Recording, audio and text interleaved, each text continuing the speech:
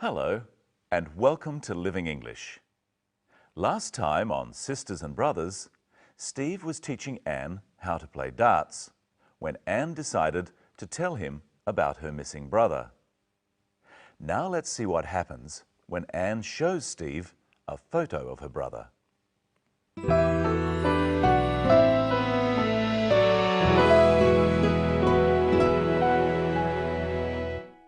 This is your brother.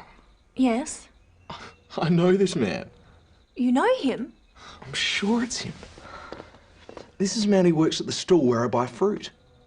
Oh, I knew it. I knew it was him.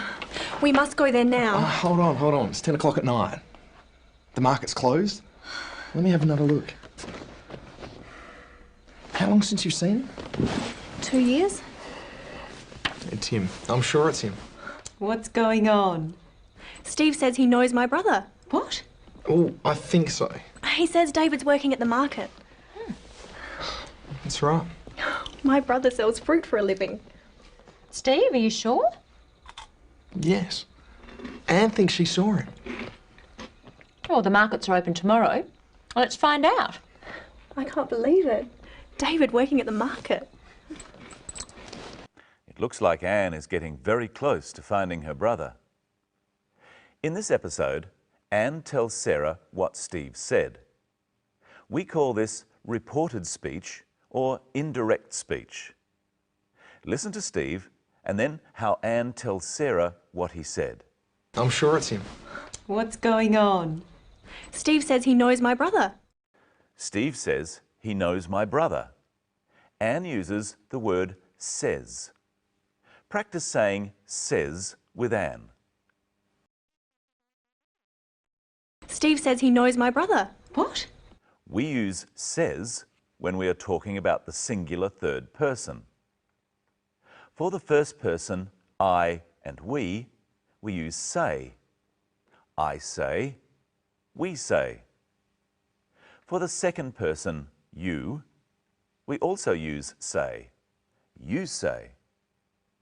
The third person is anyone or anything else. For these, we use says. He says, she says, the doctor says, it says. We don't just use it to mean talking. We use it to mean writing too. We say, the newspaper says. But when the third person is plural, we use say. The newspapers say, the doctors say, they say. And if we ask a question, we use say. What does Anne say? He says David's working at the market. He says. Now it's your turn. Steve, he knows Anne's brother. Steve says he knows Anne's brother.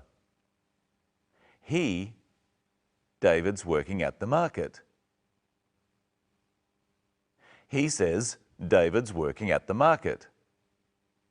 Anne uses says because Steve has only just finished saying that he knows her brother. She could have used the past tense said. He said David's working at the market. My brother sells fruit for a living. Steve, are you sure? Yes. Anne thinks she saw him. He said Anne thinks she saw him. We use thinks or think in the same way as says or say. See if you can remember which one to use. Your English is very good. I think your English is very good. Michelle, your English is very good. Michelle thinks your English is very good. Now, where did Steve think he saw David? I'm sure it's him. This is a man who works at the stall where I buy fruit. He thinks he saw David at the stall where I buy fruit. That's in the market. Notice that he says, this is the man who works, and not, this is the man that works. Listen again. I'm sure it's him. This is a man who works at the store where I buy fruit. We mostly use who when we are talking about people, and always that if we're talking about things. We say, I don't like cars that are noisy, but I don't like people who are noisy. Let's try some.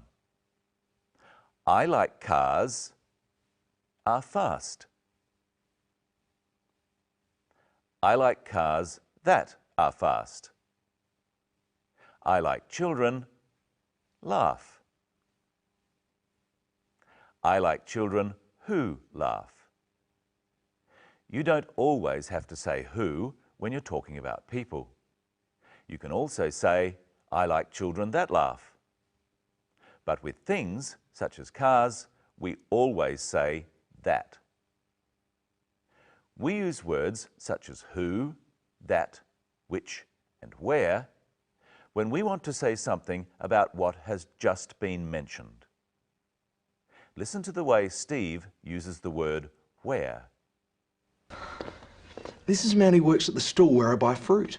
He mentions the stall and then says something about it. The stall where I buy fruit.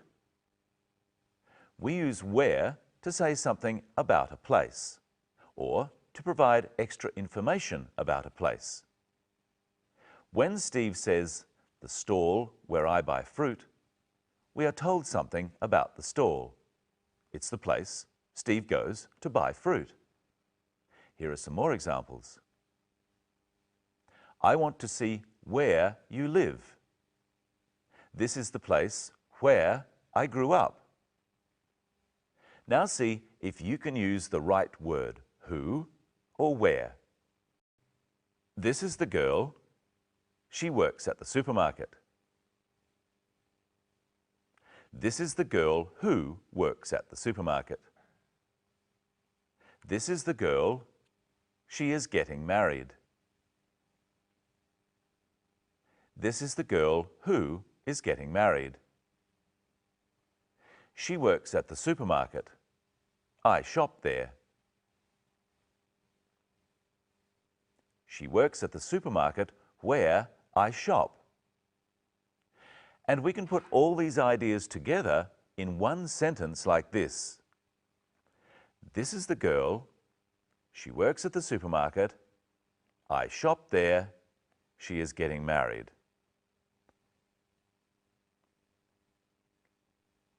The girl who works at the supermarket where I shop is getting married.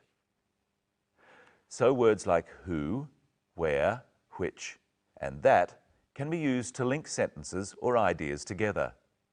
Let's try another one. This is the house. I live there. This is the house where I live. This is the man. He owns the house. This is the man who owns the house. And putting the ideas together. This is the man. He owns the house. I live there. This is the man who owns the house where I live. Now listen to what Anne says about her brother who works at the market. My brother sells fruit for a living. And this is Michelle. She helps host the program. This is Michelle who helps host the program. Hello, Michelle. Hello, Brenton. Hello, everyone. What does Anne mean when she says he sells fruit for a living? She means it's his job. His job is selling fruit at the market. It's how he earns enough money to live. We do jobs for a living. What jobs have you done for a living? I used to work at the market like David. I used to unload the fruit and vegetables off the trucks in the morning. Used to? We say used to for something that you did in the past but don't do now. I remember you used to work as a checkout operator. That's right. That was years ago. Now you try. Add used to to these sentences. Brenton, work at the market. Brenton used to work at the market. Michelle, work as a checkout operator. Michelle used to work as a checkout operator. We say, I used to work as a checkout operator because it was a regular thing, a job. I used to work at the supermarket every day. So I could say, I caught the bus yesterday, so I only caught the bus once. But if I say, I used to catch the bus, I mean I did it often, every day. I used to catch the bus to work, but now I walk. Do you remember what Anne's job is? What does Anne do for a living? She works as a wine importer. Where does her brother work again? I can't believe it. David working at the market. He works at the market. We mostly say that we work at a specific place. We work at the TV station. David works at the market. Let's practice that. I used to work the supermarket. I used to work at the supermarket. A teacher works a school. A teacher works at a school. A professor works a university. A professor works at a university. So what do we mean when we say that we work in something? We mostly use in for the general type of work we do. We work in the media.